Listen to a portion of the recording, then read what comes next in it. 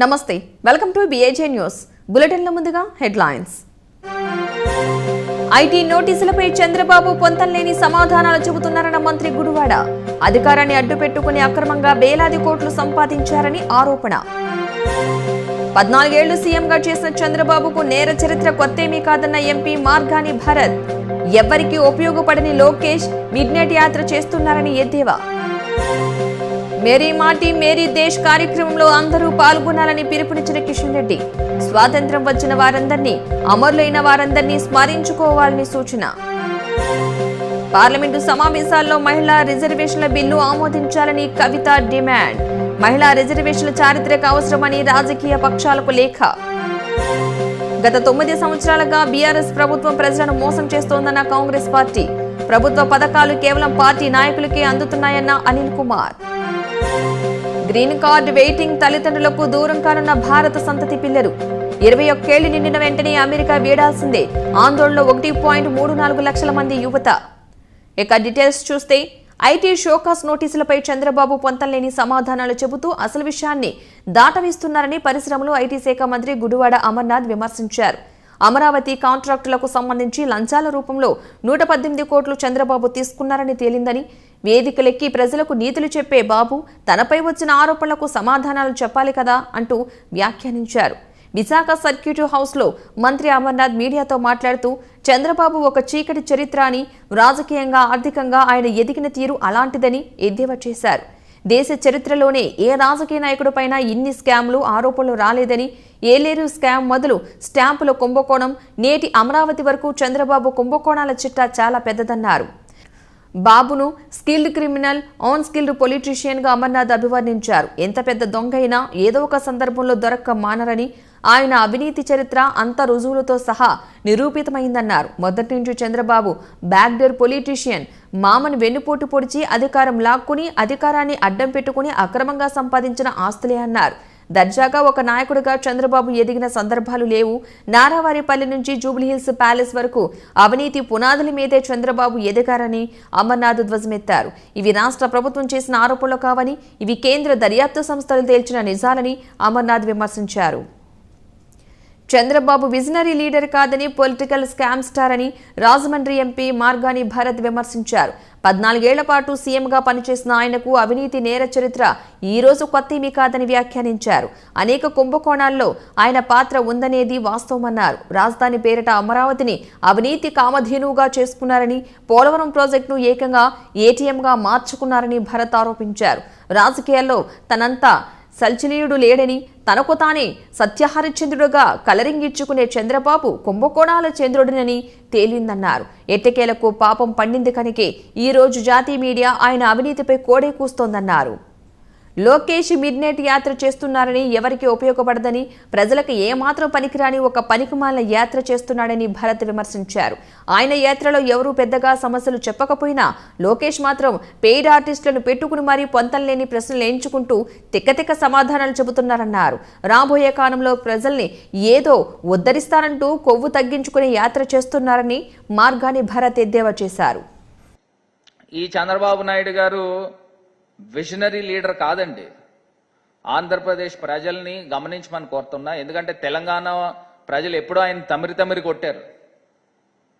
ఈయన visionary leader కాదు. ఆంధ్రప్రదేశ్లో ఒక పొలిటికల్ స్కామ్స్టర్ అనేది ప్రజల్ని గమనించమని కోరుతా ఉన్నా. మేరీ మాటి మేరీ దేశ కార్యక్రమం అంటే నేను పుట్టిన నేల నన్ను కన్న దేశం పేరుతో సెప్టెంబర్ 1న ఈ కార్యక్రమాన్ని ప్రారంభించామని కేంద్ర మంత్రి కిషన్ రెడ్డి వ్యాఖ్యానించారు. మన మట్టికి నమస్సులు, మన వీరులకు వందనం నినాదంతో మన మట్టి కోసం పనిచేసిన స్వాతంత్ర సమరయోధులు, రజాకార్లకు వ్యతిరేకంగా పోరాడిన వారు, స్వాతంత్ర్యం వచ్చిన తర్వాత దేశ శాంతి భద్రతల సంరక్షణలో అమరులైన వారందరినీ స్మరించుకునేందుకు ఈ కార్యక్రమం చేపడుతున్నామని తెలిపారు. గ్రామంలోని యువకులు, మహిళలు, పెద్దలు అందరూ కలిసి దేశం కోసం త్యాగాలు చేసిన సమర యోధులు, భద్రతా సిబ్బందిని గుర్తు చేసుకోవాలని కిషన్ రెడ్డి సూచించారు. ప్రతి ఇంటి నుంచి పిడికెడు మట్టి కానీ పిడికెడు బియ్యాన్ని కానీ కలశంలో సేకరించాలన్నారు. అన్ని గ్రామాల్లో ఈ కార్యక్రమాన్ని నిర్వహించాలని సూచించారు. సెప్టెంబర్ నెలలో అన్ని గ్రామాల నుంచి పవిత్రమైన మట్టిని సేకరిస్తామని, ఆ తర్వాత దీన్ని మండల కేంద్రాలకు చేర్చి అక్కడ దీన్ని జిల్లా కేంద్రం, అక్కడ నుంచి రాష్ట్ర రాజధానికి చేర్చి అక్కడ కూడా ప్రత్యేక కార్యక్రమాలు నిర్వహించి చివరకు ఢిల్లీలో కర్తవ్య పథలో ఘనంగా కార్యక్రమం నిర్వహిస్తామని కిషన్ రెడ్డి వివరించారు. ఈ సంవత్సరము భారత రాష్ట్రపతి హైదరాబాద్లో జరిగినటువంటి అల్లూరి సీతారామరాజు యొక్క జయంతి ఉత్సవాలలో కూడా పాల్గొన్న విషయం మనకందరికీ తెలుసు. అదేవిధంగా మన తెలంగాణకు సంబంధించినటువంటి వాళ్ళ కుటుంబాలను సన్మానించుకునేటువంటి కార్యక్రమం చేపట్టడం జరిగింది. ఇందులో ప్రధానంగా ప్రతి ఊరిలో కూడా దేశంలో ఉన్నటువంటి అన్ని గ్రామాలలో ఆ గ్రామంలో ఉన్నటువంటి ఎన్నికైనటువంటి ప్రజాప్రతినిధులు, గ్రామంలో ఉన్నటువంటి యువకులు, గ్రామ పెద్దలందరూ కలిసి ఇంటింటికి వెళ్ళి దేశం కోసం అమరవీరులైనటువంటి త్యాగాలు చేసినటువంటి స్వతంత్ర సమరయోధులు కానీ, రక్షణ సిబ్బంది కానీ వారి జ్ఞాపకార్థము వారికి నివాళులు అర్పిస్తూ ప్రతి ఇంటి నుంచి కూడా చిటికెడు మట్టి కానీ చిటికెడు బియ్యం కానీ సేకరించాలని కేంద్ర ప్రభుత్వం నిర్ణయించింది. అన్ని రాష్ట్ర ప్రభుత్వాలతో ఇప్పటికే చర్చలు జరిపాము. అన్ని రాష్ట్ర ప్రభుత్వాలు స్థానిక సంస్థలతో కలిసి జిల్లా యంత్రాంగము, గ్రామ సర్పంచుల నేతృత్వంలో ఈ కార్యక్రమం నిర్వహించాలని చెప్పి కేంద్ర ప్రభుత్వం నిర్ణయించింది. ఇక త్వరలో జరగబోయే పార్లమెంటు ప్రత్యేక సమావేశాల్లో మహిళా రిజర్వేషన్ బిల్లును ఆమోదింపచేయాలని రాజకీయ పార్టీలకు బీఆర్ఎస్ ఎమ్మెల్సీ కల్వకుంట్ల కవిత లేఖ రాశారు. సుదీర్ఘకాలంగా పెండింగ్ లో ఉన్న మహిళా బిల్లును పార్లమెంటులో ప్రవేశపెట్టేలా కేంద్ర ప్రభుత్వంపై ఒత్తిడి తీసుకురావాలని విజ్ఞప్తి చేశారు. మహిళా బిల్లు చారిత్రక అవసరమని, చట్టసభల్లో సరిపడా మహిళల ప్రాతినిధ్యం ఉంటేనే దేశం పురోగమిస్తోందని అభిప్రాయపడ్డారు. చారిత్రక ముందడుగు వేయడానికి ప్రజా ప్రతినిధులకు ఈ పార్లమెంటు ప్రత్యేక సమావేశాలు ఒక మంచి అవకాశం అవకాశమని, రాజకీయాలకు అతీతంగా మహిళా రిజర్వేషన్ బిల్లు కోసం ఏకమయ్యి అన్ని పార్టీలు మద్దతు ఇవ్వాల్సిన అవసరం ఉందని స్పష్టం చేశారు. సుదీర్ఘకాలంగా పెండింగ్ లో ఉన్న మహిళా రిజర్వేషన్ బిల్లును ఆమోదించేందుకు చొరవ తీసుకోవాలని కోరారు. దేశంలో మహిళల ప్రాముఖ్యత గురించి ప్రత్యేకంగా చెప్పనవసరం లేదని, దేశ జనాభాలో దాదాపు 50% ఉన్న మహిళలు సమాజంలో కీలక పాత్ర పోషిస్తున్నారు అని వివరించారు. అయినప్పటికీ చట్టసభల్లో మాత్రం మహిళల ప్రాతినిధ్యం సరిపడా లేదని కవిత ఆవేదన వ్యక్తం చేశారు. To be put up in this special parliamentary session, but for me and for the half population of this nation, in fact for the whole of the nation, the issue of women representation in parliament and assembly is of utmost importance, and with folded hands I request all the political parties to kindly take up this issue and rise above the political partisanship. Take up this issue because this is one of the easiest bills to be passed. This current government doesn't have a comfortable majority in Rajya Sabha, but women's reservation bill is already passed in Rajya Sabha. So they just have to put it in the Lok Sabha and give the women's reservation bill. See, 3 minutes of BJP's time, 3 minutes of opposition parties' time can give 33% reservation to women today in this nation. So with folded hands, I request all the political parties kindly rise above the partisanship and immediately introduce the women reservation bill in this Lok Sabha and get it passed.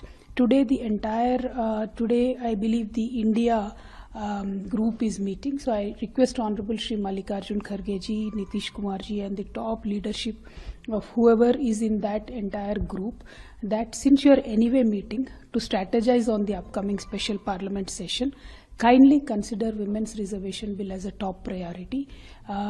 Do not take it lightly. We cannot afford to take it lightly anymore because it is not anybody's personal issue. It is a issue of India's pride. It is a issue of India thriving and becoming a democracy in the world, and it should stand like a shining example. Tomorrow we are getting into a G20 summit which is happening in India. What will we tell them? Will we tell them that we gave them modern chula and made them sit in the kitchen? We can't say that, right? We have to bring our women into parliament. We have to bring women into assemblies, and a strong, serious effort has to be made by all political parties. So this is my humble request to all the political parties with folded hands, with BJP, Congress, everybody. Please rise above the politics. Get the women reservation bill passed. It is time. The women in workforce are dropping. Violence on women is increasing by day. Unless and until women participate in the policy making, the changes won't start coming from the ground level. So it is time. Please do the needful. గత 9 సంవత్సరాలుగా BRS ప్రభుత్వం ప్రజలను మోసం చేస్తోందని, ప్రజలు ఆకాంక్షలు నెరవేర్చడంలో కేసీఆర్ ప్రభుత్వం పూర్తిగా విఫలమైందని ఏఐసీసీ పర్యవేక్షకుడు రూబీ మనోహర్, సికింద్రాబాద్ కాంగ్రెస్ పార్టీ జిల్లా అధ్యక్షుడు అనిల్ కుమార్ యాదవ్ విమర్శించారు.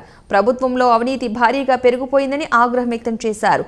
ప్రభుత్వ పథకాలు కేవలం పార్టీ నాయకులకే అందజేస్తూ మిగతా వారికి అన్యాయం చేస్తున్నారని ఆవేదన వ్యక్తం చేశారు. సనత్ నగర్ నియోజకవర్గం కాంగ్రెస్ కమిటీ ప్రధాన కార్యదర్శి డాక్టర్ కోట నీలిమ గారి ఆధ్వర్యంలో ప్రజా కోర్టు నిర్వహించారు. ఈ సందర్భంగా ప్రజలు తమ సమస్యలను ప్రజా కోర్టులో వివరించారు. అర్హులకు కనీసం పింఛను కానీ రేషన్ కార్డు కానీ ఇవ్వడం లేదని ఫిర్యాదు చేశారు. రోడ్డుపై చెత్తను కూడా సకాలంలో తొలగించడం లేదని, డ్రైనేజీ పొంగి ప్రజలు ఇబ్బందులు పడుతున్నా పట్టించుకోవడం లేదని మండిపడ్డారు. ఇక ఈ సందర్భంగా అనిల్ కుమార్ యాదవ్ మాట్లాడుతూ సనత్ నగర్ నియోజకవర్గం అభివృద్ధికి దూరంగా నిలిచిందని అన్నారు. ఇక స్థానిక ఎమ్మెల్యే ప్రజలను మోసం చేస్తున్నారని అన్నారు. డబుల్ బెడ్రూమ్ కావాలన్న ప్రజలకు ఊరి బయట ఎక్కడో కేటాయించారని విమర్శించారు. ఈరోజు సనత్ నగర్ నియోజకవర్గంలో మా నాయకురాలు కోట నీలిమ గారు ఆర్గనైజ్ చేసిన ప్రజాపూరు ప్రజల సమస్యలు తెలుసుకొని వాళ్ళు పడుతున్న ఇబ్బందులు తెలుసుకోవడానికి మా మధ్యలో పార్లమెంట్ అబ్జర్వర్ రూబీ మనోహర్ గారు రావడం జరిగింది. నిజంగా కూడా చాలా బాధాకరమైన విషయం ఏంటిదంటే సనత్ నగర్ నియోజకవర్గంలో దాదాపు 10 సంవత్సరాలు పూర్తి చేసుకున్న ఈ ప్రభుత్వం ఒక మంత్రిగా ఉన్న ఒక స్థానిక ఎమ్మెల్యే నిజంగా కూడా ప్రజలను పట్టించుకొని పరిస్థితిలో ఉన్నారు. ఎంతోమందికి ఈరోజు డబుల్ బెడ్రూమ్ అప్లై చేస్తే ఎవరికి కూడా డబుల్ బెడ్రూమ్ రాలేవు. ఇంకా పరిస్థితి ఏంటంటే పేదవాళ్ళు ఎవరైతే కనీసం వాళ్ళ భర్త చనిపోతే భార్య చనిపోతే భర్త వాళ్ళకు 80 సంవత్సరాలు పూర్తి చేసుకున్న వాళ్ళకు పెన్షన్స్ రావాల్సి వచ్చింది. కనీసం వాళ్ళకు పెన్షన్ కూడా రాని పరిస్థితిలో ఉన్నారు. ఈడ పరిస్థితి ఎలా ఉందంటే వాళ్ళ ఒక సమస్యను తీసుకొని ఎంఆర్ఓ తానికి కావచ్చు ఈ సేవలో పోయి అప్లై చేయడానికి ప్రయత్నం చేస్తే వాళ్ళ కనీసం ఫామ్ తీసుకొని పరిస్థితుల్లో కూడా ఈరోజు ఇక్కడ మొత్తం అడ్మినిస్ట్రేషన్ ఉంది. దీని పట్టి ఏమర్థమైందంటే ఎవరైతే వాళ్ళ కింద చెంచాలు ఉంటారో, ఎవరైతే వాళ్ళ చెంచాలు వాళ్ళ ఇంట్లో పని చేస్తారో వాళ్ళకు మాత్రమే ఫామ్లు వచ్చినాయి, వాళ్ళకు మాత్రమే డబుల్ బెడ్రూమ్లు వచ్చినాయి. మనందరికీ తెలిసిన విషయం. అసెంబ్లీ సాక్షిగా ముఖ్యమంత్రి కేసీఆర్ మాట్లాడుతూ హైదరాబాద్ నగరంలో 1,00,000 బెడ్రూమ్లు ఇస్తా అని చెప్పిండు. ఈరోజు కనీసం ఒక 1000-2000 బెడ్రూమ్లు కూడా ఎక్కడ కూడా ఇవ్వని పరిస్థితులు ఉన్నాయి. మరి మొన్న మనం చూసినాం, టీవీలలో మనం చూసినాం, ఎవరో 100 మందిని 100-200 మంది నియోజకవర్గం నుంచి తీసుకెళ్ళి ఇక్కడ అడిగిన బెడ్రూమ్లు ఎక్కడైతే అడుగుతున్నారో వాళ్ళని ఎక్కడనో మెడ్చల్లోనో మహేశ్వరం ప్రాంతంలో వాళ్ళకి బెడ్రూమ్లు ఇవ్వడం జరుగుతుంది. ఇది ఎక్కడ న్యాయం అని కూడా మేము ప్రభుత్వం ప్రశ్నిస్తున్నాం. సిగ్గుండాలి మీకు. మీరు ప్రామిస్ ఏమో సనత్ నగర్లో చేసిరు, జగా సనత్ నగర్ ఇస్తున్నారు, డబుల్ బెడ్రూమ్ సనత్ నగర్లో కట్టిస్తున్నారు. మరి మీకు దమ్ము ధైర్యం ఉంటే ఈడి నుంచి పోటీ చేసే బదులు కర్ణాటకలో తమిళనాడులో పోటీ చేయండి. మీకు దమ్ముంటే మీరు స్థానికల్లో ప్రామిస్ చేసినప్పుడు స్థానికల్లో ఇవ్వాల్సిన బాధ్యత మీ పైన ఉంది. మీరు ఇవ్వకుంటే రేపు ప్రజలందరూ కూడా తీర్పు చెప్పడానికి రెడీ ఉన్నారు. రేపు రాబోయే ఎలక్షన్లో సనత్ నగర్లో భారీ మెజారిటీతో కాంగ్రెస్ పార్టీ గెలుస్తుందనే విషయాన్ని కూడా ఈ సందర్భంగా తెలియజేస్తున్నాం. Thank you. అమెరికాలో తాత్కాలిక వీసాతో ఉంటున్న భారత సంతతి తల్లిదండ్రులు తమ పిల్లలకు దూరమయ్యే పరిస్థితి నెలకొంది. H1B వీసాతో అమెరికాలో ఉద్యోగం చేస్తున్న వారు ఈ ముప్పును ఎదుర్కొంటున్నారు. ఈ వీసా హోల్డర్ల పిల్లలకు అమెరికా H4 వీసా జారీ చేస్తుంది. వారు 21 ఏళ్లు వచ్చే వరకు అమెరికాలో తల్లిదండ్రులతో కలిసి ఉండవచ్చు. ఈలోపు గ్రీన్ కార్డు వస్తే శాశ్వతంగా నివసించే హక్కు లభిస్తుంది. లేదంటే అమెరికా వదిలి వెళ్లాల్సి ఉంటుంది. ప్రస్తుతం H4 వీసా ప్రాసెసింగ్ కు వెయిటింగ్ పీరియడ్ చాలా ఎక్కువగా ఉందని అమెరికాలోని భారత సంతతి తల్లిదండ్రులు చెబుతున్నారు. H1B వీసాతో అమెరికాలో పనిచేస్తున్న భారతీయుల సంఖ్య లక్షల్లో ఉందని ఇమిగ్రేషన్ అధికారులు తెలిపారు. వారితో పాటు H4 వీసాతో ఉంటున్న పిల్లలు కూడా అదే సంఖ్యలో ఉంటారని అంచనా. ఇందులో 21 ఏళ్లకు చేరువైన యువత 1.34 లక్షల మంది. ప్రస్తుతం వీరంతా డిపోర్టేషన్ ముప్పు ఎదుర్కొంటున్నారు. అమెరికాలో ఇప్పుడున్న నిబంధనల ప్రకారం వీరందరికీ గ్రీన్ కార్డు కావాలంటే కనీసం 135 ఏళ్లు పడుతుందని అంచనా. దీనిపై గత కొంతకాలంగా అమెరికాలో ఆందోళనలు జరుగుతున్న విషయం తెలిసిందే. ఇక ఇవి bulletin updates. Keep watching BHN news.